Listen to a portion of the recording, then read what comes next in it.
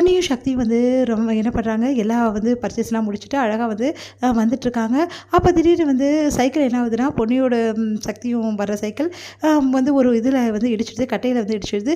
அதனால் பொன்னியும் சக்தியும் கீழே விழுந்துடுறாங்க. அப்போ ஒருத்தர் மேலே வந்து அப்படியே விழுந்துட்டு வந்து அப்படியே ரொமான்டிக் ஆகிடுறாங்க. அதுக்கப்புறம் 2 பேரும் ஒருத்தர் பார்த்துட்ருக்காங்க. அடுத்து வந்து சாரி சக்தி அப்படின்னோடனே, நான் தான் உனக்கு சாரி சொல்லணும் அப்படின்னு சொல்லிட்டு சக்தியும் பொண்ணியும் எழுந்துக்கிறாங்க. சக்தி சொன்னோடனே அடுத்து வந்து இங்கே சக்தியும் பொண்ணி ரொம்ப நேரம் ஆச்சு போய் இன்னும் வரலையே அப்படின்னு சொல்லிட்டு வீட்டில் எல்லோரும் கவலைப்படுறாங்க. அதுக்கப்புறம் அவங்க 2 பேர் வந்தோடனே என்ன ஆச்சு அப்படின்னோடனே, இந்த மாதிரி கீழே விழுந்துட்டோம் அப்படின்னோடனே எல்லோரும் பதறிடுறாங்க. என்ன ஆச்சுன்னு, ஒன்றும் ஆகலை அப்படின்னு சொல்லிட்டு சொல்கிறாங்க. சரி 2 பேர் எங்கெல்லாம் போனீங்க, என்னடா ரொம்ப ரொமான்டிக்காக இருந்து போட்டிருக்கு அப்படின்னு சொல்லிட்டு கலாய்க்கிறாரு கார்த்தி. அதெல்லாம் ஒன்றும் இல்லையே அப்படின்றாரு. பார்க்கும்போதே தெரியுது அவ்வளோ சந்தோஷமாக இருக்கே அப்படின்னு சொல்லிட்டு எல்லாருமே வந்து சக்தியை கலாய்க்கிறாங்க. இது எல்லாத்தையுமே பிரீத்தி கவனிச்சிடுறாங்க. செம்ம டென்ஷன் ஆகிறாங்க பிரீத்தி. இதை இப்படியே விட்டால் இவங்க 2 பேர் தொடர்ந்து வாழ ஆரம்பிச்சிடுவாங்க. அதுக்கப்புறம் வந்து இவங்க வாழ ஆரம்பிச்சிட்டாங்களா இவங்களை பிரிக்கவே முடியாது. அதனால் இப்போவே சக்தி கிட்டே எல்லா உண்மையும் நம்ம சொல்லிடணும். பொன்னியை பற்றி எல்லா விஷயத்தையும் வந்து சக்தி கிட்டே சொன்னால் கண்டிப்பாக வந்து சக்தி வந்து பொன்னியை வந்து விட்டுருவான். அவன் தான் நம்ம பெரியறதுக்கு காரணம்னு அவங்ககிட்ட சொல்லிடலாம் அப்படின்னு சொல்லிட்டு முடிவெடுக்கிறாங்க பிரீத்தி. உடனே பிரீத்தி என்ன பண்ணுறாங்க, சக்தி கிட்டே சக்திக்கு போய்ட்டு கொஞ்சம் பேசணும் அப்படின்றாங்க. என்ன பிரீத்தி இப்போ எதுவும் பேச முடியாது, நானே ரொம்ப டயர்டாக இருக்கேன், எதுவாக இருந்தாலும் நாளைக்கு பேசலாம் அப்படின்னோடனே, இல்லை சக்தி உடனே பேசி ஆகணும் ப்ளீஸ் சக்தி அப்படின்னோடனே, சரி ஓகே இங்கே பேச முடியாது, நீங்கள் வெளியே வரீங்களா, இந்த டைமில் வெளியே ஐயோ வெளியே குளிரும் நான் வர முடியாது, ப்ளீஸ் சக்தி எனக்காக ஒரு 10 நிமிஷம் மட்டும்தான் அப்படின்னோடனே, சரின்னு சொல்லிட்டு வேறு வழி இல்லாமல் வராரு. சொல்லி பிரீத்தி என்ன விஷயம், எதுக்காக இப்படிலாம் வந்து இந்த டைமில் பேசணுன்ற அப்படின்னோடனே, இல்லை சக்தி உங்ககிட்ட ஒரு பெரிய உண்மையை நான் சொல்ல போகிறேன், என்ன உண்மை அப்படின்னு சொல்லிட்டு கேட்குறாங்க.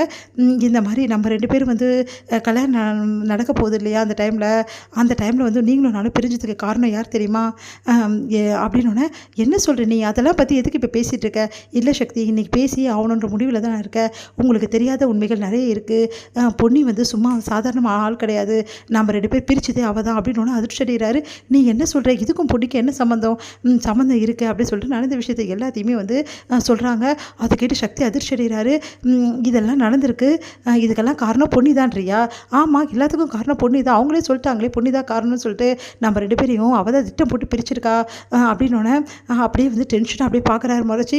இங்கே பாரு பொன்னி இதெல்லாம் பண்ணுறதுக்கு சான்ஸே இல்லை, அந்த கடவுளே வந்து பொன்னியை பற்றி தப்பாக சொன்னாலும் நான் நம்ப மாட்டேன், நீ அவங்களாம் சொன்னால் நம்பிடுவியா உடனே, இங்கே பார் நீ என்ன நடந்தாலும் சரி, நீ என்ன சொன்னாலும் சரி அதை நம்பத்துக்கு நான் தயாராக இல்லை, பொன்னி எப்படிப்பட்டவ, அவள் வந்து இந்த மாதிரி திட்டம் போடுறவளாம் கிடையாது, அவள் வெகுளி, அவளுக்கு இதெல்லாம் போடவே தெரியாது புரியுதா, நீ வேணா போடுவேன்னு சொல்லிட்டு நான் ஒத்துக்கிறேன், இவ்வளோ பேசுகிறல்ல, அன்னைக்கு இவ்வளோ பிரச்சனை நடந்து கூட நம்ம 2 பேரும் கல்யாணம் வந்து பண்ணிக்கலாம் அப்படின்னு சொல்லிட்டு நிலைமை தானே இருந்தது, அப்போ கூட நீ என்ன பண்ண, உங்கள் அப்பா அம்மாவை கூட தானே நீ போன, உங்கள் அப்பா பேச்சு தானே நீ கேட்ட, அந்த சரி பொன்னியே கலகம் பண்ணான்னு வச்சுக்கோ, பொன்னி தான் எல்லாத்துக்கும் காரணம்னு வச்சுக்கோ, அப்போ கூட எதுக்காக என்னை உதறி தள்ளிட்டு போனேன், அப்போ பணத்துக்காக தானே உதறி தள்ளிட்டு போனேன், அப்போது அந்த விஷயத்தை வந்து நீ வந்து பண்ணது கரெக்டு நீ எப்படி சொல்வ நீ, இங்கே பார் பொன்னியே நீ என்ன சொன்னாலும் சரி நான் நம்ப மாட்டேன், நீ தான் பொன்னியை பற்றி தப்பாக புரிஞ்சு வச்சுருக்க, தப்பாக புரிஞ்சுக்கிறியோ இல்லை பொன்னியை பற்றி தப்பாக பேசுகிறியோ, இதுக்கப்புறம் வந்து பொன்னியை பற்றி இந்த மாதிரி வந்து விஷயத்தெல்லாம் வந்து பேசினேன், என்கிட்ட பொன்னியை பற்றி தப்பாக பேசினேன், அப்புறம் நான் மனுஷனாகவே இருக்க மாட்டேன் புரியுதா, தேவையில்லாதெல்லாம் என்கிட்ட வந்து